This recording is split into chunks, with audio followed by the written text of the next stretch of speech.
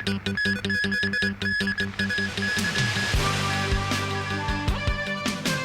pledge to fight pollution and achieve balanced economic growth in China.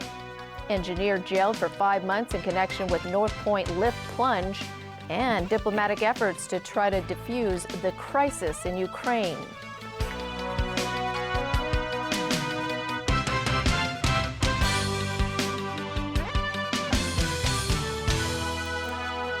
Good evening. The annual session of the National People's Congress opened in Beijing today. And in his maiden government work report, Premier Li Keqiang pledged to fight pollution and achieve balanced economic growth with a 7.5% growth target for this year. And the country's military spending will go up by more than 12%. Jameson Wong has more. Before the premier got down to business, a moment of silence to mourn the victims of the terror attack in Kunming last weekend. Li Keqiang then condemned the bloodshed and said Beijing is determined to fight terrorism and extremism while delivering his first government work report. On military spending, China plans to raise its defense budget by 12.2% to 808.2 billion yuan this year. That's higher than a 10.7% increase in 2013. The premier also said, "We will safeguard the victory of the Second World War and will not allow anyone to reverse the course of history." The official Xinhua news agency quoted a historian as saying this could be the first time those words appear in a government work report. It's seen as a warning to Japan amid territorial disputes between the two countries. Tokyo has expressed concern about the higher military spending by Beijing. Japan's Chief Cabinet Secretary Yoshihide Suga said there's a lack of transparency about China's defense policy. Premier Li also pledged to step up the country's anti-graft campaign. According to his report, Beijing will build a system to fight corruption and penalize crooked officials without mercy in accordance with the law. Li called on all levels of government to eliminate waste and tighten their belts this year. Another key issue on the agenda, cleaning up the air. The premier declared war against pollution and vowed to fight the problem with the same kind of determination seen in the campaign against poverty. Strong measures will be taken in big cities and regions where smog appears frequently. Besides reducing emissions of particulate matters PM10 and PM2.5, the government will implement a Clean Water Action Plan, step up the protection of water sources, and prevent and control water pollution. On the economy, Li set this year's growth target at 7.5%, the same as last year's. Actual economic growth in 2013 reached 7.7%. The 2014 inflation target also stays the same at 3.5%. Analysts say that's a sign the Chinese economy is looking for balanced, not breakneck, growth. Jameson Wong, TVB News. On parts relating to Hong Kong and Macau, the Premier's government work report says Beijing will continue to support the SAR governments in their administration. Diane To has more. Li Keqiang said the central government will stand firm in the implementation of the one country, two systems principle and the basic law to maintain the two SAR's long-term prosperity and stability. He said Beijing will support the Hong Kong and Macau SAR governments in their administration to develop the economy, improve livelihoods, promote democracy in accordance with the law, maintain social harmony and further expand cooperation with the mainland to allow the two SARs enhance their competitiveness. There was no mention in the government work report this year of Hong Kong people ruling Hong Kong and the Hong Kong SAR's high degree of autonomy. These were mentioned in most of the work reports after the 1997 handover, except for those reports in the years 2000 to 2003. But Hong Kong members of the National People's Congress said they didn't think the missing phrases signal a change in Beijing's stance on the degree of autonomy the SAR can have. Ambrose Lee said the Premier has repeated his support for the Hong Kong government, so there's no need to spell it out.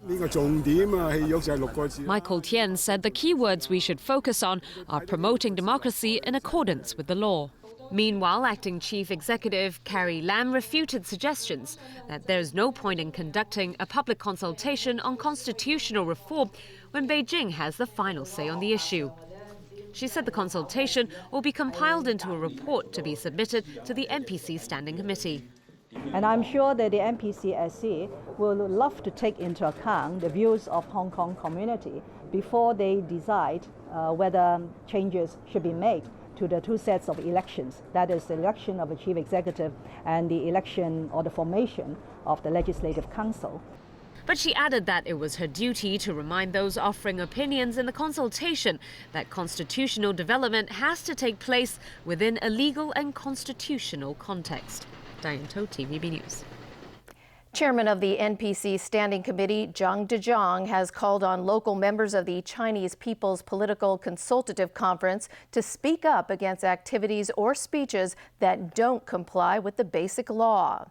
He made that call in a speech to Hong Kong and Macau members of the CPPCC yesterday. Zhang said the central government wants universal suffrage to be smoothly implemented in the 2017 chief executive election. He called on local members of the CPPCC to actively voice their views and guide public discussions so as to reach a consensus on this issue. He also said efforts should be made to win the support of the community. Zhang added that CPPCC members should proactively condemn speeches and actions that go against the Basic Law and relevant decisions of the NPC Standing Committee regarding universal suffrage. A lift engineer has been jailed for 5 months in connection with an incident in North Point a year ago that injured 7 people. It is the first such punishment handed down to a lift engineer. Stephanie Choi reports. In the incident on Kings Road in March 2013, a lift carrying 7 people plunged from the first floor to the ground after all 4 of its suspension ropes broke. 73-year-old lift engineer Lam Chi-wah earlier pleaded guilty to 3 charges. Among them, failure to examine the suspension ropes of a lift according to the law and falsely signing a certificate declaring it was safe. The magistrate said given the seriousness of this case, issuing a community service order was out of the question and that the only option the court would consider was jail term. Having taken into consideration Lam's guilty plea, old age and expression of remorse, as well as mitigation by fellow engineers, Magistrate Simon Wong sentenced him to 5 months in jail. The magistrate said Lam's actions went against public interest because people generally trust the professionalism, knowledge, judgment, and honesty of lift engineers. The sentence, the magistrate said, would act as a deterrent to lift engineers who failed to carry out stringent checks. The court heard that about 4 months before the accident, Lam was supposed to check all 80 meters of the 4 suspension ropes during a regular inspection. But he admitted he signed the safety certificate after inspecting only a small portion of 3 of the ropes. Experts later concluded that the ropes weren't properly lubricated, causing them to snap. There are 4 other defendants in the case, and their hearing will take place next month. Stephanie Choi, TVB News. The United States and Russia will hold talks in Paris later today, along with other top diplomats, in an attempt to ease tensions over the crisis in Ukraine. U.S. Secretary of State John Kerry and Russian Foreign Minister Sergei Lavrov will meet face-to-face for the first time since the increase in tensions. Alan Booknia reports. U.S. Secretary of State John Kerry arrived in Paris last night, along with Ukraine's acting foreign minister. At a meeting with Ukraine's interim leadership in Kiev yesterday, Kerry pledged a line of credit of $1 billion for the cash-strapped country. Speaking after the meeting, Kerry said Washington is eager to see a negotiated solution to the crisis. But if Russia does not choose to de-escalate, if it is not willing to work directly with the government of Ukraine, as we hope they will be, then our partners will have absolutely no choice but to join us to continue to expand upon steps we have taken in recent days in order to isolate Russia politically, diplomatically, and economically. Meanwhile, thousands of Russian troops continue to occupy Ukraine's Crimean Peninsula. NATO Secretary General is hopeful the talks to be held later today can bear some fruit. but he also warned Russia. Despite repeated calls by the international community, Russia continues to violate Ukraine's sovereignty and territorial integrity and continues to violate its international commitments. These developments present serious implications for the security and stability of the Euro-Atlantic area. In Russia, President Vladimir Putin repeated on Tuesday that Moscow views the situation in Ukraine as an anti-constitutional coup. In response to possible sanctions by Western countries, Russian lawmakers are currently working on a draft law to allow the confiscation of property, assets, and accounts of European and U.S. companies. Alan Brookniat, TVB News. Amid the tensions in Ukraine, Russia yesterday test-fired an intercontinental ballistic missile, but the U.S. played down the maneuver, calling it a routine test launch. An RS-12M Topol missile similar to the one seen here was fired from a launch pad in southern Russia. The dummy warhead hit its designated target on a test range in Kazakhstan, leased by Moscow. The White House said it had been notified of the test launch in advance. One Scottish leader is calling on all British citizens to back his campaign for an independent Scotland.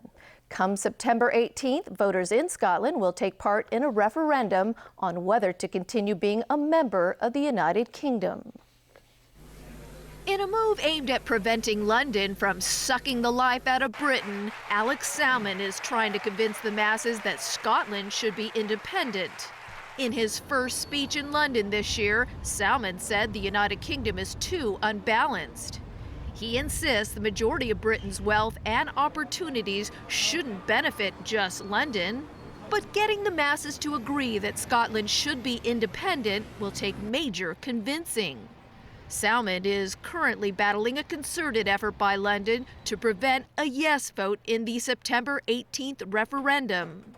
In a poetic expression, Salmond assured that given the chance, oil-producing Scotland could maintain its own prosperous economy.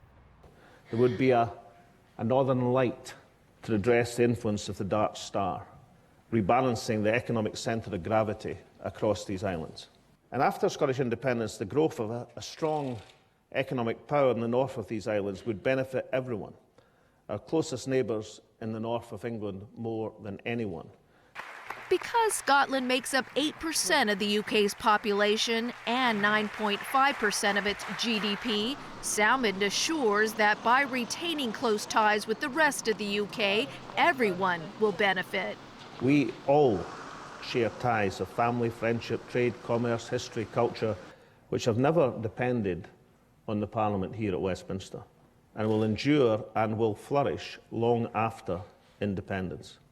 Should Scotland become independent, it will still face a currency war. Scotland wants to keep the pound as its currency in order to retain its membership in the European Union. But 3 UK parties joining forces to rule out a currency union are adamant that if Scotland walks away from the UK, it must also walk away from the pound. Still ahead in our newscast, legislator Albert Chan fined in connection with New Year's Day rally, a bid to get meeting minutes on a town planning board rezoning decision, and Mardi Gras celebrations in New Orleans.